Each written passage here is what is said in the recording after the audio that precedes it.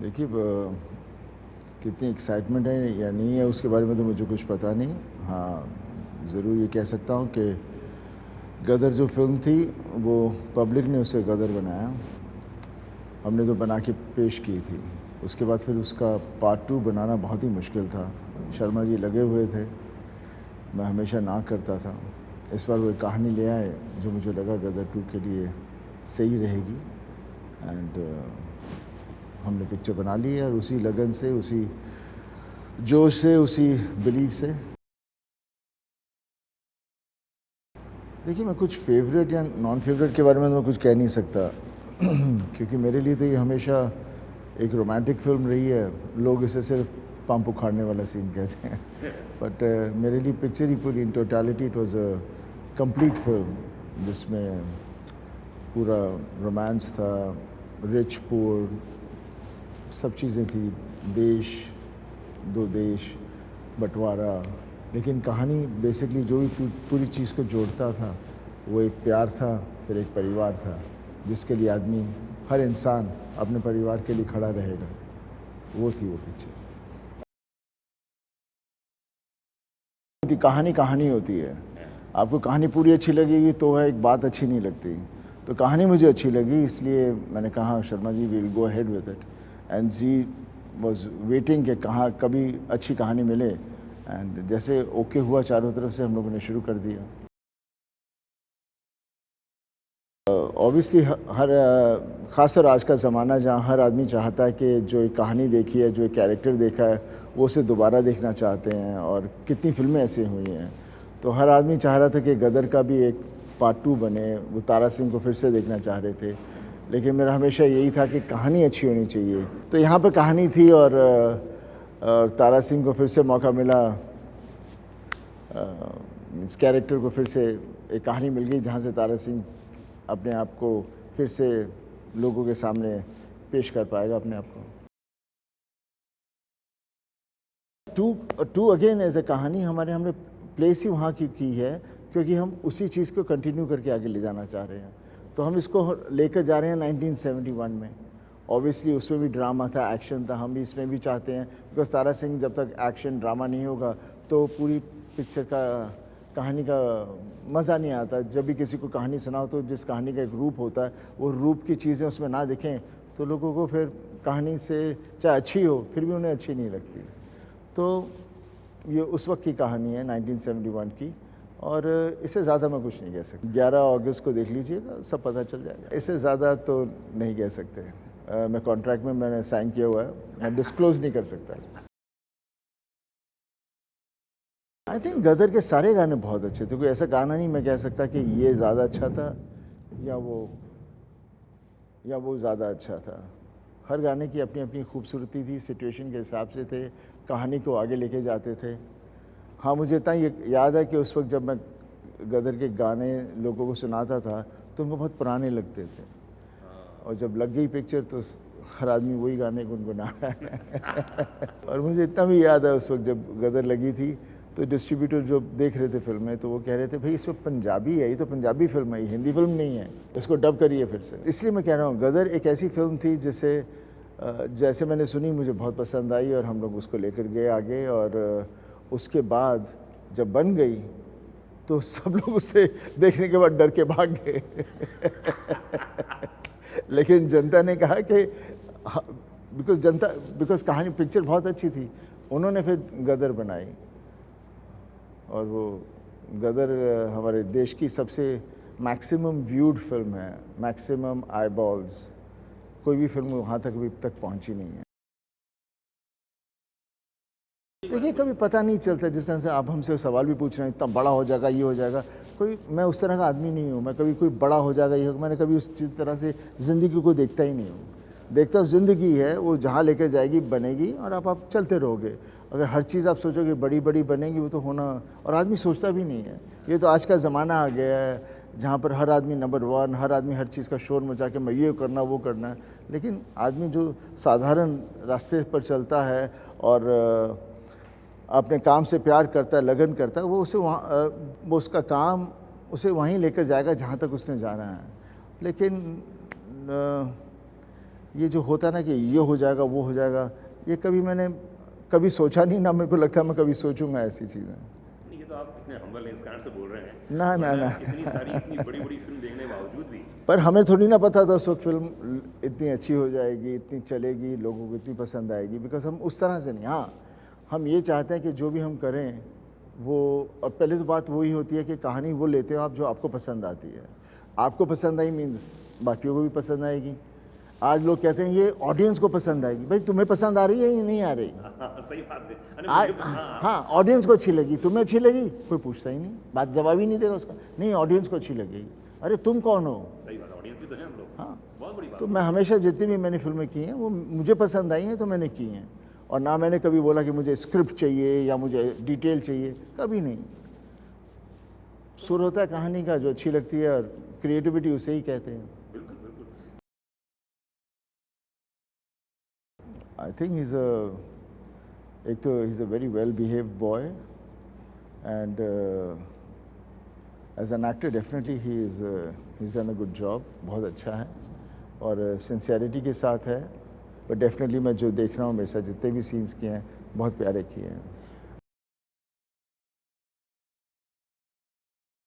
देखिए, कोई चीज़ की कमी नहीं है, जो आजकल वही है जिस तरह से आज का यूथ सोचता है कि ये उनके लिए सही है, वही कर रहे हैं। जब हम आए थे हमें लगा जो हमें सही है हमने किया, मे बी हमारे पेरेंट्स को वो अच्छा नहीं लगता होगा, तो इसके बारे में कहना वो हो जाता है, बिकॉज़ जैसे रफ्तार चल रही है, जिस तरह से चीज़ें बदल रही हैं, तो जिस तरह से बच्चे जो इस माहौल के हैं वो उसी रफ्तार को पकड़ के उस तरह से चल रहे हैं। हमने तो पीछे का वक्त देखा हुआ है, सब वक्त देखे हुए हैं, तो हमें वो चीज़ें अलग लगती है, बिकॉज़ हमने ये रफ्तार नहीं देखा था। जो अगर हम इस रफ्तार के साथ जुड़ जाएं तो हम भी वैसे ही आगे चलते रहेंगे। पर क्या सही है क्या गलत है इसके बारे में तो कहना बड़ा मुश्किल है, बिकॉज़ एक चीज़ से नहीं होती, बिकॉज़ पूरा का पूरा सिस्टम ही वैसा है ना। तो आप एक चीज़ को पकड़ के नहीं कह सकते कि ये गलत है, ये सही नहीं, ये नहीं। पूरी चीज़ उस तरह से चल रही है। बहुत ही प्यारे गाने हैं वो, फिल्म के साथ एकदम सही जा रहे हैं। और देखिए, गाने हमेशा उस जैसे गदर के गाने थे, वो जब हमारी पहली गदर थी, they went with that period, तो पीरियड के साथ जाना बहुत ज़रूरी है, और पीरियड पर होकर भी वो उस वक्त के गाने थे। अभी जो गाने बने हैं वो भी उसी तरह से हैं, they go with the period of 71 but they are today's song, तो हर आदमी रिलेट करता है। और अनफॉर्चुनेटली क्या हो गया है, आजकल के ज़माने में गाने वैसे बन ही नहीं रहे हैं जिससे आदमी पुराने गानों को भूल जाए, और जो पुराने गाने हैं वो उनमें सब कुछ था, लिरिक्स थे, मेलोडी थी, depth of everything, you know. So वो इसलिए आज जब भी देखो, कहाँ भी देखो, जो भी शो होता है, तो चाहे जो भी नया सिंगर है वो अपना गाना नहीं पुराना गाना गाता है। I think I like the era of 70s, 60s में जो फिल्में बनी थी, फिर 70s में अच्छी थी, फिर 80 के बाद नौटंकी शुरू हो गया था, उसके बाद काफ़ी चीज़ें बदलनी शुरू हो गई। बट उस वक्त का जो ज़माना था, आई थिंक वैसा ज़माना फिर से तो नहीं आएगा। मैं ऐसे तो कुछ इतना गुनगुनाता नहीं हूँ। मेरे पे फिल्माया गया है तो मुझे कोई गाना याद नहीं आता।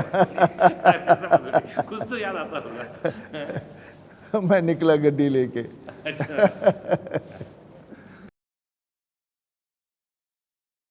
देखिए, मैं आपको ये सब चीज़ें जो आप पूछ रहे हैं मैं बता दूंगा तो फिर मैं से अच्छा मैं पूरी पिक्चर ही बता दूं तो आप देखने क्यों जाएंगे, है ना। तो इसलिए आप कोशिश करेंगे, मैं पूरी अपने आप को कोशिश करूंगा कि मैं कुछ ना बताऊं। खैरियत बहुत प्यारा गाना है, जब आप सुनोगे उसके अंदर सब कुछ है, मेलोडी अच्छी है, उसकी एक जर्नी है, और वो कहानी के साथ बहुत ही अच्छी तरह से जाता है। मेरे ख्याल से बहुत ही प्यारा खाना है। सब चीज़ों का तालमेल अच्छा होता है तो सही बात बनती है ना, एक चीज़ तो हो तो दूसरी ना हो तो बात नहीं बनती। और इसीलिए मैं कहता हूँ जितना सिंपल हो उतनी चीज़ें ज़्यादा प्यारी होती हैं। आजकल हम लोग कोशिश करते हैं कि हम ऐसे ऐसे शब्द ढूंढें, ऐसी ऐसी चीज़ें ढूंढें जो हम उसके अंदर डालें, पर बख्शी जी ने कभी ऐसा नहीं किया था और कितने और उस वक्त के राइटर्स ने कभी ऐसा नहीं किया था। देखिए दोनों अलग फिल्में हैं, कैरेक्टर्स और फैमिली सेम हैं और उसकी कंटिन्यूशन है गदर 2, तो इसलिए यही जो भी उसके आगे जाके रहेगा वो उसका अलग है। और सिमिलैरिटी बिकॉज वही फैमिली वही उसी चीज़ की एक्सटेंशन है, वो 47 से लेकर 55 तक की थी, ये हमारी फिल्म 71 से है। तो देखिए Amrish ji is a legend and he will always be one of the greatest actors we have had. उनके साथ कंपैरिजन किसी का करना I don't think would be fair, because वो थे और उनकी जगह कोई नहीं आ सकता। पर डेफिनेटली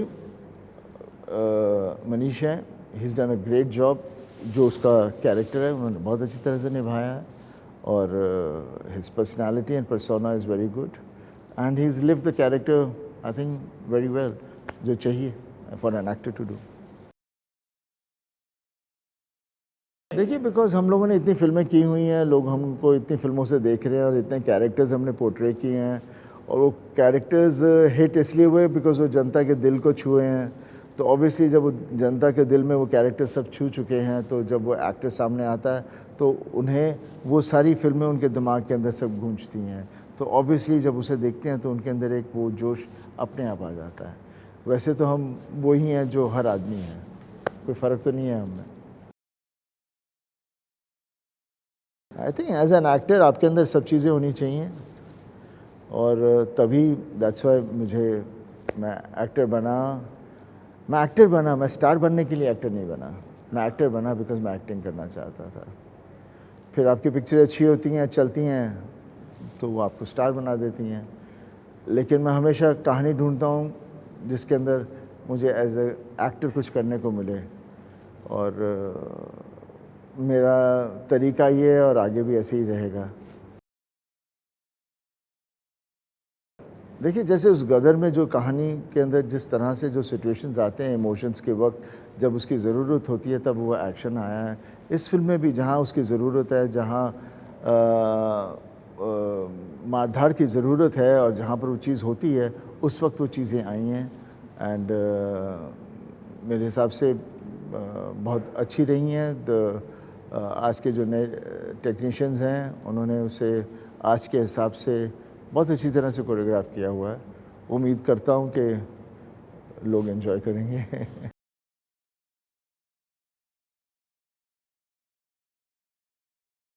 आई थिंक जब लोग तारीफ़ करते हैं तभी अच्छा लगता है, बिकॉज़ खुद जब अपनी पिक्चर तो मैं ज़्यादा देखता नहीं हूँ और जब देखता हूँ तो मुझे काफ़ी खामियां दिखती हैं, तो मैं हमेशा अपनी फिल्मों से ज़रा दूर ही रहता हूँ।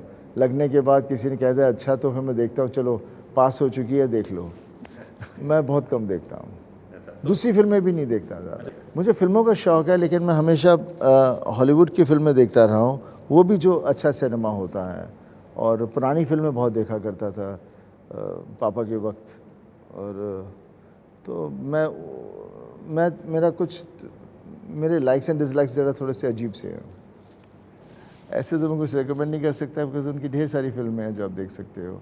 आजकल की फिल्मों में के बारे में भी मैं इतना नहीं कह सकता बिकॉज़ वहाँ पर भी काफ़ी चीज़ें बहुत कमर्शियल हो गई हैं, और फिर भी वो कमर्शियल होने के बाद भी उनकी पिक्चरों में एक value of life and emotions रहता है। दे गो विद द सराउंडिंग। देखिए कैरेक्टर्स तो हम ज़िंदगी से उठाते हैं जो और ज़िंदगी में बिलियंस ऑफ लोग हैं, हर आदमी का अपना एक कैरेक्टर है। तो कौन सा कैरेक्टर कहाँ से हम किसको पकड़ेंगे, कब क्या कहानी आएगी और वो निभाने का मौका मिलेगा, बिकॉज़ इमोशंस सबके पास वही होते हैं, वही पेन, वही सौरो, वही प्यार और वही गुस्सा, लेकिन सिचुएशन के हिसाब से बदलता रहता है, तो कैरेक्टर बदल जाते हैं। हाँ, वो चाहते हैं कि मैं फिर से कुछ उस तरह की चीज़ करूं, लेकिन उस पिक्चर में जो भी मैंने किया था वो पिक्चर की रिक्वायरमेंट थी, वो कैरेक्टर को उस वक्त वो करना बहुत ज़रूरी था। इस फिल्म में भी ऐसी चीज़ें हैं जहाँ कैरेक्टर को कुछ करना पड़ता है, और वो तारा सिंह है, तो और तारा सिंह हमेशा तारा सिंह ही रहेगा, कभी डरेगा नहीं, सच्चा आदमी है, प्यारा आदमी है और इंसानियत वाला आदमी है, किसी से वो नहीं है कि तुम कौन मैं कौन। हाँ, जब बात सही गलत की आती है तो फिर वो पीछे नहीं हटता। होना वैसे ही चाहिए, सच्चाई के साथ जितना आप चल सकते हो, और चलना ही सच्चाई के साथ चाहिए। बेसिकली कहानी आपके दिमाग में रहनी चाहिए, कैरेक्टर आपके दिमाग में रहना चाहिए। एंड बस उम्मीद रखता हूँ कि जब आप निकलेंगे बाहर फिर से आप चाहेंगे कि मैं फिर से जाके देखूँ।